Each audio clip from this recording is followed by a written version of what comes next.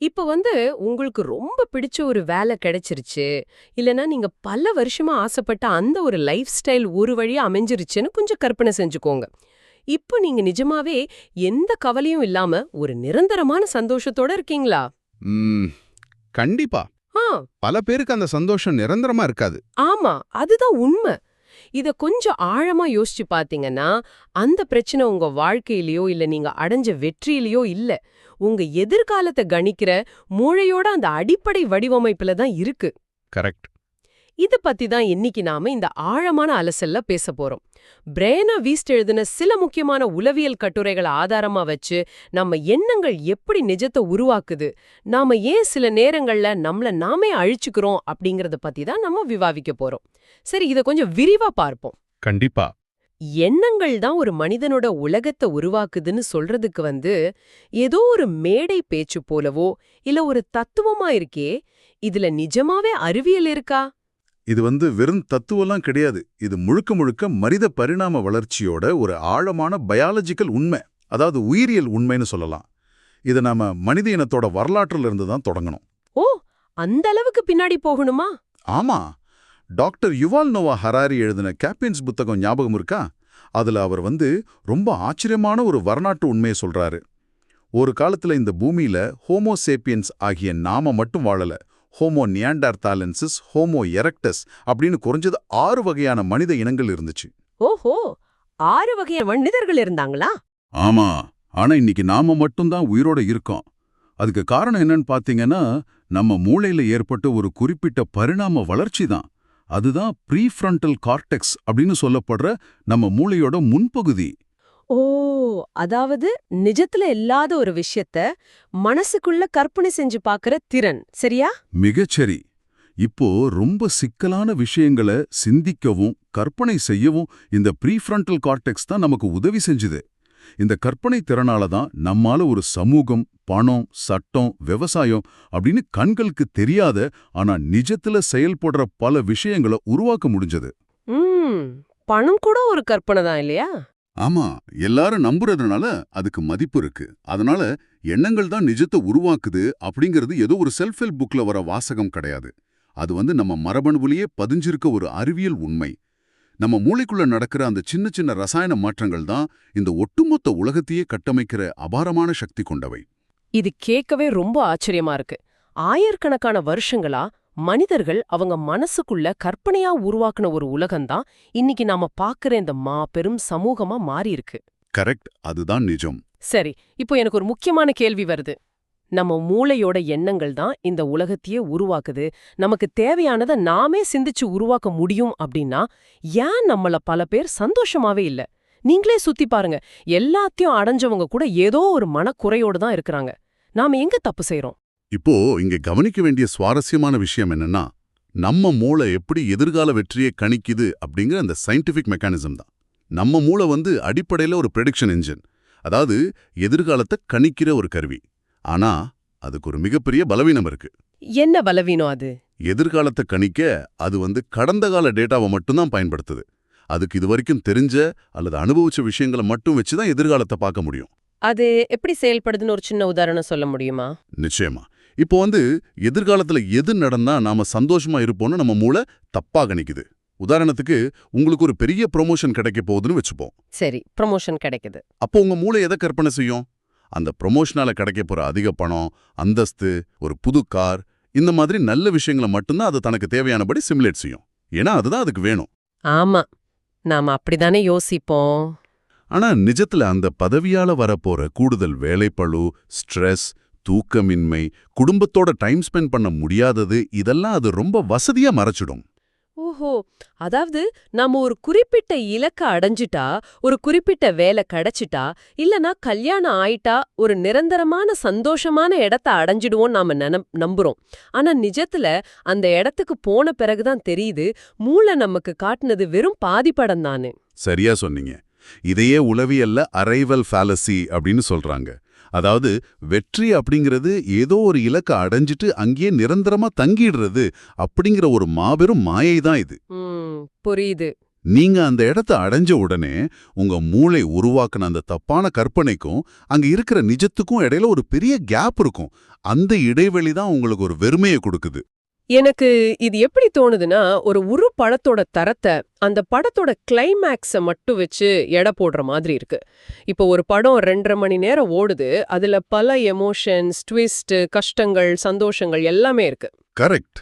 ஆனா கடைசியா வர்ற அந்த 5 நிமிஷ காட்சியை மட்டும் வச்சு அந்த முழு பயணத்தையும் நம்ம அளவிட முடியாது இல்லையா?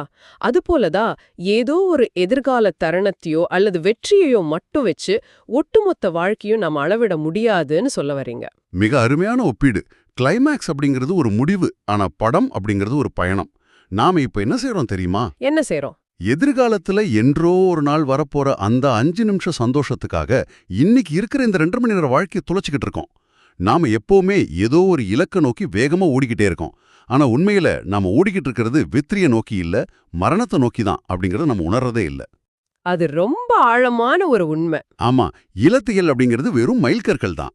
அந்த பயணத்துல நாம எந்த அளவுக்கு எக்ஸ்பேண்ட் ஆகுறோம், அதாவது விரிவடைகிறோம், எந்த அளவுக்கு புது விஷயங்களை கத்துக்கிறோம் அப்படிங்கிறது தான் உண்மையான வெற்றி. ஓ, இதனாலதான் நம்மள பல பேரு தேவையில்லாம வாழ்க்கையில பல பிரச்சனைகளை நாமே உருவாக்கிக்கிறோமா?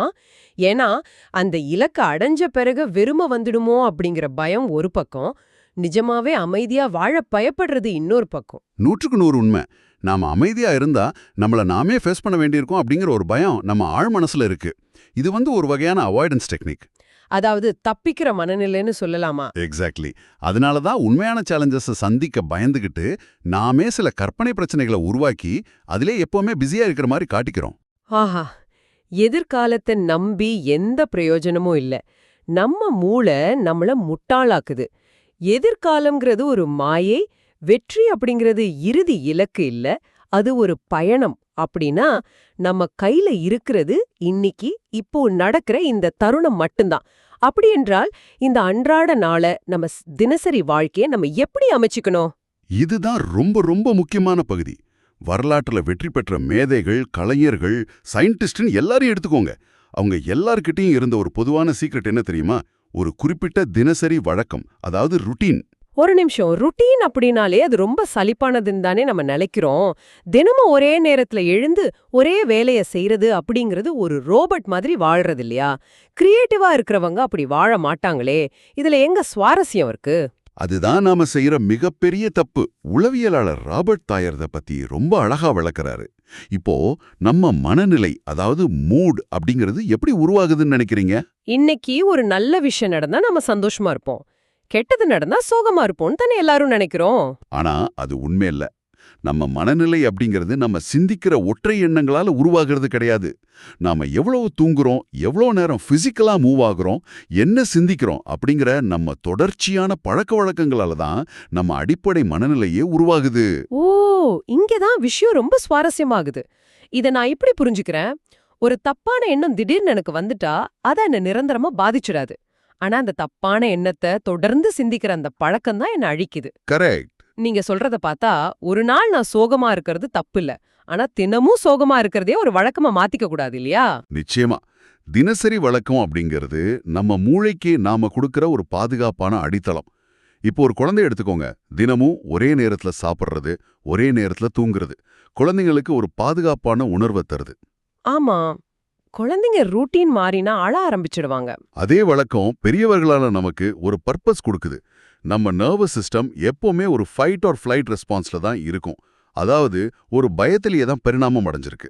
எப்போ எங்க இருந்து ஆபத்து வரும்னு சுத்தி பாத்துக்கிட்டே இருக்கும் போல. ஆமா, நாம தொடர்ச்சியா ஒரு விஷயத்த ஒரு குறிப்பிட்ட நேரத்துல செய்யும்போது நம்ம நரம்பு மண்டலத்துல இருக்கிற அந்த பயம் ஸ்விட்ச் ஆஃப் ஆகுது. ஓ, மூளைக்கு அடுத்தது என்ன நடக்க போகுதுன்னு ரொம்ப தெளிவா தெரிஞ்சிடுறதால அது ரிலாக்ஸ் ஆயிடுது. முடிவெடுக்கிறதுல அதோட எனர்ஜி வீணாகிறது இல்ல. சரியா பிடிச்சிங்க. மூளை பாதுகாப்பை உணரும்போது மட்டும்தான் நம்மால ஃப்ளோ அப்படின்னு சொல்லப்படுற அந்த மிக உயர்ந்த கவன நிலைக்கு போக முடியும். அந்த ஸ்டேட்ல நேரமே போறது தெரியாது. ஓ, அந்த ஃபோக்கஸ்ட் ஸ்டேட். ஆமா, பயம் இல்லாம சுதந்திரமா இயங்கும்போது தான் உங்க உண்மையான படைப்பாற்றலே வெளிப்படும். அதனால தான் பெரிய மேதைகள் எல்லாம் பாத்தீங்கன்னா ஒரு சலிப்பான தினசரி வழக்கத்தை வச்சிருந்தாங்க. அவங்க தங்களோட எனர்ஜியை தேவையில்லாத முடிவுகள் எடுக்கிறதுல வீணாக்காம அவங்க கலையில மட்டும் கவனம் செலுத்தினாங்க. இது ரொம்ப நல்லா இருக்கு. தினசரி வழக்கம் நமக்கு பாதுகாப்பா தருது, நம்ம மனநிலைய சீரா வச்சிருக்கு. சரி, ஆனா எவ்வளவுதான் பாதுகாப்பா இருந்தாலும் வாழ்க்கை எப்பவுமே ஒரே மாதிரி இருக்கறது இல்லையே. திடீர்னு பயம், வலி, சோகம் இந்த மாதிரி நெகட்டிவ் எமோஷன்ஸ் வருதே. எல்லாத்தையும் நம்ம ரூட்டீனா மாத்திக்க முடியாதே. இந்த உணர்ச்சிகளை நம்ம எப்படி ஃபேஸ் பண்றது? இத நாம கொஞ்சம் ஒரு பரந்த பார்வையோட கனெக்ட் பண்ணி பார்க்கணும். இன்னைக்கு பாத்தீங்கன்னா சமூகம் இமோஷனல் இன்டெலிஜென்ஸ் அப்படிங்கிற வார்த்தையை ரொம்ப தப்பா பயன்படுத்துது. எப்படி தப்பா பயன்படுத்துறாங்க? கோவத்தையோ சோகத்தையோ வலியையோ முழுசா மறைச்சிட்டு எப்பவுமே பாசிட்டிவா எல்லார்கிட்டயும் சிரிச்சுக்கிட்டே இருக்கிறது தான் முதிர்ச்சின்னு பல பேரை நினைக்கிறாங்க. ஆனா உண்மையான மெச்சூரிட்டி அப்படிங்கிறது எல்லா உணர்ச்சிகளையுமே முழுமையா அனுபவிக்கிறது தான். ஒரு நிமிஷம். வலியை எப்படி முழுமையா அனுபவிக்கிறது? அது நம்மள அழிச்சிடாதா? வலி அப்படிங்கிறது கெட்டதுங்கிற ஒரு மாயை தான் நம்ம கிட்ட இருக்கு. ஆனா உண்மையில நாம வலி அப்படிங்கிறது ஒரு விஷயத்தையோ அல்லது சூழ்நிலையோ நாம அப்படியே ஏத்துக்க மறுக்கிறதோட விளைவு தான். அதாவது ரெசிஸ்டன்ஸ். ஓ, நாம எதிர்க்கிறதுனால வலி வருது. ஆமா, நாம எதை எதிர்க்கிறோமோ அதுவே நமக்கு வலியா மாறுது. உணர்ச்சிகள் அப்படிங்கிறது காரணங்கள் கிடையாது, அவை வெறும் சிம்டம்ஸ் மட்டும்தான், அதாவது அறிகுறிகள். இத நான் இப்படி புரிஞ்சுக்கலாமா? இப்போ நான் ஒரு ஹைவேல கார் ஓட்டிட்டு போறேன். என் காரோட டேஷ்போர்ட்ல இன்ஜின் சூடாயிடுச்சுன்னு ஒரு ரெட் லைட் எரியுது. ம். அந்த லைட்ட பார்த்துட்டு நான் காரை நிறுத்தி இன்ஜின்ல என்ன பிரச்சனைன்னு பார்க்காம அந்த சிகப்பு விளக்கு எரியது தான் பிரச்சனைன்னு நினைச்சு அதை உடைக்க பார்க்கறது எவ்வளோ பெரிய முட்டாள்தனமோ அதுபோல தான் எனக்கு வர்ற உணர்ச்சிகளை நான் மாத்த நினைக்கிறதும். உணர்ச்சிகள் அப்படிங்கிறது வெறும் வழிகாட்டிகள். என் கார் டேஷ்போர்ட் லைட் மாதிரி. அதை மாத்த நினைக்கிறது வீண் வேலைன்னு தானே சொல்றீங்க? மிக துல்லியமான உதாரணம். அந்த டேஷ்போர்ட் லைட்டை நீங்க உடைச்சிக்கா வண்டி ஓடாது, இன்ஜின் வெடிச்சிடும் அப்படிங்கிறது தான் நிஜம். நாம பயத்தை பத்தி கூட இப்படிதான் தப்பா புரிஞ்சு வச்சிருக்கோம். பயத்தை பத்தியா? ஆமா, ஒரு புது வேலையை தொடங்கும் போதோ இல்ல ஒரு பெரிய முடிவு எடுக்கும் போதோ ஒரு பயம் வரும் தெரியுமா? அந்த பயம் அப்படிங்கிறது நாம தவறான பாதையில போறோம் அப்படிங்கிறதுக்கான அறிகுறி அப்படின்னு நினைச்சு அந்த வேலையை விட்டுறோம். ஆமா, பயம் வந்தாலே அது ஏதோ ஆபத்துன்னு தானே மூளை அலாரம் அடிக்கும். இல்ல, அதுதான் தப்பு. அந்த பயம் என்ன சொல்லுதுன்னா, நீங்க ரொம்ப விரும்புற, உங்களுக்கு ரொம்ப முக்கியமான, ஆனா உங்களுக்கு முற்றிலும் புதுசான ஒரு பாதையை நோக்கி போயிட்டு இருக்கீங்கன்னு அர்த்தம். ஓ, சுருக்கமா சொல்லணும்னா பயம் அப்படிங்கிறது உங்க ஆர்வத்தோட வெளிப்பாடு. Fear equals interest. நீங்க ஒரு விஷயத்தை பத்தி கவலையே படலன்னா உங்களுக்கு அதுல பயமே வராது. ஒரு நிமிஷம் இருங்க. இப்போ நான் ஒரு புது ப்ராஜெக்ட் ஆரம்பிக்க பயப்படுறேன் அப்படின்னா என் மூளை என்ன நிறுத்த சொல்லல, மாறாக இது உனக்கு ரொம்ப முக்கியமான ஒரு விஷயம், இத கண்டிப்பா செய் அப்படின்னு சொல்லுதா. இது நிஜமாவே என் சிந்தனையே முற்றிலும் மாத்துது. இது ஒரு பெரிய ஆஹா மொமெண்ட்னு சொல்லலாம். அதுதான் உண்மையும் கூட. ரோமானிய பேரரசர் மற்றும் தத்துவஞானி மார்க்கஸ் அரேலியஸ் என்ன சொல்றாருன்னா, தடையே வழியாகும் அப்படின்னு சொல்றாரு. அதாவது what stands in the way becomes the way. எந்த பிரச்சனை உங்களை தடுக்குதோ அந்த பிரச்சனையை தீர்க்கிறது தான் உங்களுக்கான புது பாதையவே உருவாக்கும். சூப்பர். பிரபஞ்சம் முதல்ல ரொம்ப மெதுவா நம்ம கிட்ட உணர்ச்சிகள் மூலமா கிசுகிசுக்கும். நாம அந்த டேஷ்போர்ட் லைட்டை மதிக்கலன்னா கடைசியில அது பெரிய பிரச்சனைகளா உருவெடுத்து நம்ம காதுல கத்தும். ஆஹா, பிரபஞ்சம் கிசுகிசுக்கும் போதே நாம கேட்டுடணும், அந்த சிகப்பு விளக்க மதிக்கணும். ரொம்ப தெளிவா புரிஞ்சுது. ஆனா இங்க எனக்கு ஒரு மிகப்பெரிய சந்தேகம் வருது. சரி, என் உணர்ச்சிகளை நான் புரிஞ்சுக்கிறேன், என் பயம்தான் என் ஆர்வம்னு தெரிஞ்சிருச்சு, எது சரி எது தப்புன்னு எனக்கு தெளிவாவே தெரிஞ்சிருக்கு. ஆனாலும் ஏன் நான் சரியான விஷயங்களை செய்யறதே இல்ல? தெரிஞ்சதுக்கும் செய்யறதுக்கும் இடையில ஏன் இவ்ளோ பெரிய முரண்பாடு இருக்கு? இது ஒரு ரொம்ப ஆழமான உளவியல் சிக்கல். இததான் ஜெஃப்ரி ஃபெஃபர் மாதிரியான சைக்காலஜிஸ்ட் என்ன சொல்றாங்கன்னா, அறிவதற்கும் செய்வதற்குமான இடைவெளி, அதாவது த நோயிங் டூயிங் கேப் அப்படின்னு சொல்றாங்க. Knowing doing gap. ஆமா, இதுக்கு காரணம் நம்ம மூளையோட அடிப்படை வடிவமைப்பு தான்.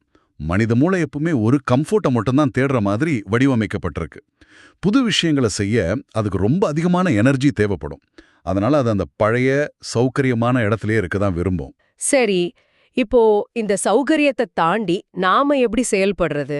அதுக்கு தானே நமக்கு ஆர்வம், அதாவது பேஷன் அப்படிங்கறது தேவையா இருக்கு. இன்னைக்கு சமூகத்துல எங்க திரும்பலாலும் ஒரு அட்வைஸ் சொல்றாங்க, பாத்திருக்கீங்களா? உன் ஆர்வத்தை பின்பற்று, அதாவது ஃபாலோ யுவர் பேஷன். ஆமா, எல்லாரும் அதானே சொல்றாங்க. ஆனா இது ஒரு ரொம்ப ஆபத்தான அட்வைஸ். ஆர்வம் அப்படிங்கிறது பல நேரங்கள்ல தற்காலிகமான உணர்ச்சிகளோட அடிப்படையில முடிவெடுக்கிறது. எமோஷன்ஸ் எப்பவுமே மாறும் தன்மை கொண்டவ. ஆனா லாஜிக்கலா, அதாவது தர்க்க ரீதியா சிந்திக்கிற மனிதர்கள் தான் சிறந்த வாழ்க்கை வாழ்றாங்க. ஒரு நிமிஷம் நிறுத்துங்க. பேஷன் அப்படிங்கிறது தப்பான வழிகாட்டியா? சின்ன வயசுல இருந்தே உன் பேஷன் என்னன்னு கண்டுபிடி, அதை நோக்கி ஓடுன்னு தானே எல்லாரும் சொல்றாங்க. இத்தனை வருஷமா எல்லாரும் சொல்லிக்கிட்டு இருக்கிற ஒரு விஷயத்த நீங்க தப்புன்னு சொல்றது கொஞ்சம் முரண்பாடா இருக்கே. பேஷன் இல்லாம எப்படி ஒரு வேலையை ஈடுபாட்டோட செய்ய முடியும்? உங்க கேள்வி நியாயமானது தான். ஆனா கொஞ்சம் ஆழமா சிந்திச்சு பாருங்க. ஆர்வத்தை பின்பற்றுறது அப்படிங்கிறது ஒரு ரொம்ப ஈஸியான குறுக்கு வழி. ஆர்வம் எங்க இருந்து வருது தெரியுமா? எங்க இருந்து? உங்க கடந்த காலத்துல உங்களுக்கு கிடைக்காத ஒன்னின் மேல இருக்கிற பசியால அல்லது கடந்த கால குறைகளுக்கு தீர்வு காண்ற வகையில உங்க மூளை உருவாக்குற ஒரு எமோஷன் தான் ஆர்வம். அது கடந்த காலத்தோட பிரதிபலிப்பு. ஆனா தர்க்கம், அதாவது லாஜிக் அப்படிங்கிறது நீங்க எதிர்காலத்துல யாரா மாறப் போறீங்களோ அதுக்காக திட்டமிட்டு முடிவெடுக்க வைக்கிற ஒரு கருவி. இது ரொம்ப புதுசா இருக்கு. அதாவது பேஷன் அப்படிங்கிறது நேற்றைய எனக்கு என்ன தேவையோ அதை செய்யும். லாஜிக் அப்படிங்கிறது நாளே எனக்கு என்ன தேவையோ அதை செய்யும். அப்படிதானே? மிக சரியா புரிஞ்சுக்கிட்டீங்க. பேஷன் ஒரு தீப்பொறி மாதிரி. அது ஆரம்பத்துல உங்களை வேகமா ஓட வைக்கும். ஆனா ஒரு ரொம்ப கஷ்டமான சூழ்நிலை வரும்போது அந்த உணர்ச்சி குறைஞ்சிட்டா நீங்க அந்த வேலையவே விட்டுடுவீங்க. ஆரம்பத்துல இருக்கிற வேகம் அப்புறம் இருக்காது. ஆமா. எந்த பாதையை தேர்ந்தெடுத்தாலும் அதுல கஷ்டங்கள் இருக்கத்தான் செய்யும். எல்லாமே கஷ்டம்தான். ஆனா நீங்க எந்த கஷ்டத்தை தேர்ந்தெடுக்க போறீங்க அப்படிங்கிறதுல தான் உங்க வாழ்க்கையே இருக்கு. வெற்றியை அடையிறது முக்கியமல்ல, அந்த ப்ராசஸை காதலிக்கிறது, அதாவது falling in love with the process, அதுதான் உண்மையான வெற்றி. ஓஹோ. தர்க்க ரீதியா சிந்திக்கும் போது மட்டும்தான் கஷ்டமான நேரங்கள்ல கூட உங்களால அந்த ப்ராசஸை நேசிக்க முடியும். ஆக லாஜிக்கலா சிந்திச்சு ஒரு ஸ்ட்ராங்கான தினசரி வழக்கத்தை உருவாக்கி அதை தொடர்ந்து செய்யும்போது கஷ்டமான நேரங்களையும் நம்மளால அந்த செயல்முறையில நேசிக்க முடியும். உணர்ச்சிகளை விட தர்க்கமே நம்மள நீண்ட தூரம் கூட்டிட்டு போகும் அப்படிங்கறது ரொம்ப தெளிவா புரியுது. கண்டிப்பா. இந்த ஆழமான அலசல் நிஜமாவே என் சிந்தனையில பல மாற்றங்களை ஏற்படுத்தியிருக்கு. அரைவல் ஃபேலசி, தினசரி வழக்கத்தோட பவர், பயமே ஆர்வம் அப்படிங்கிற ஒரு புதுமையான பார்வை, அப்புறம் பேஷனை விட லாஜிக் தான் முக்கியம் அப்படிங்கறது வரைக்கும் பல விஷயங்களை நம்ம ரொம்ப ஆழமா பார்த்தோம். சரி, இந்த அலசலோட முடிவுக்கு நம்ம வந்துட்டோம். இதை கேட்டுட்டு இருக்கிறவங்களுக்கு தொடர்ந்து சிந்திக்கக்கூடிய ஒரு ஃபைனல் தாட், ஒரு ப்ரொவோகேட்டிவ் தாட் ஒன்று கொடுங்களா? நிச்சயமா. நீங்க எப்பவுமே ஞாபகம் வச்சுக்க வேண்டிய ஒரு முக்கியமான விஷயம் இதுதான். You are a book of stories, not a novel. அதாவது நீங்க ஒரு நாவல் கிடையாது, நீங்க பல கதைகளோட தொகுப்பு. இதோட அர்த்தம் என்னன்னு கொஞ்சம் விளக்குங்க. ஆனா நீங்க ஒரு சிறுகதை தொகுப்பு மாதிரி. உங்க வாழ்க்கையோட முந்தைய அத்தியாயங்களுக்கும் வரப்போற அத்தியாயங்களுக்கும் ஒரே தொடர்ச்சி இருக்கணும் அப்படிங்கிற அவசியமே கிடையாது. ஓ, பழையபடி தான் இருக்கணும்னு அவசியம் இல்ல. ஆமா, நேத்து வரைக்கும் நீங்க சோம்பேறியா இருந்திருக்கலாம், தப்பான முடிவுகள் எடுத்திருக்கலாம். அதுக்காக நாளும் அப்படியே இருக்கணும் அப்படிங்கிற எந்த அவசியமும் கிடையாது. நீங்க நினைச்சா கடந்த காலத்தை அப்படியே ஒரு கதையா முடிச்சிட்டு இந்த நொடியே உங்க வாழ்க்கையோட பாதையை மாற்றி ஒரு புது கதையை தொடங்கலாம். உண்மையில சொல்லணும்னா உங்க வாழ்க்கையில இருக்கிற ஒரே பிரச்சனை நீங்க அதை பத்தி எப்படி சிந்திக்கிறீங்க அப்படிங்கிறது தான். உங்க சிந்தனையை மாத்துங்க, உங்க வாழ்க்கை நிச்சயமா மாறும். இவ்வளவு நேரம் கேட்டதுக்கு ரொம்ப நன்றி. இந்த Tamil voice reads channel monetisation இல்லாம தான் நடக்குது. இந்த ஆடியோ புத்தகம் உங்களுக்கு பயன் தருது என்று நினைத்தால் இந்த முயற்சி தொடர்ந்து போக உங்க ஆதரவு மிகவும் உதவும். என்னுடைய இந்த முயற்சிக்கு நன்கொடை அளிக்க விருப்பம் இருந்தால் டிஸ்கிரிப்ஷன்ல கொடுக்கப்பட்டுள்ள UPI ID மூலம் வழங்கலாம். உங்களால் முடிந்த அளவு போதும். சிறிய ஆதரவும் பெரிய உதவிதான். இந்த வீடியோ உங்களுக்கு பயனுள்ளதாக இருந்தால் சப்ஸ்கிரைப் பண்ணுங்க, மற்றவர்களுக்கும் பகிர்ந்து கொள்ளுங்கள். இந்த கருத்துகள் அவர்களுக்கும் தேவையாக இருக்கலாம். லைக் பண்ணுங்க, உங்க கருத்துக்களை காமெண்ட்ல பகிருங்க. மனப்பூர்வமான நன்றி.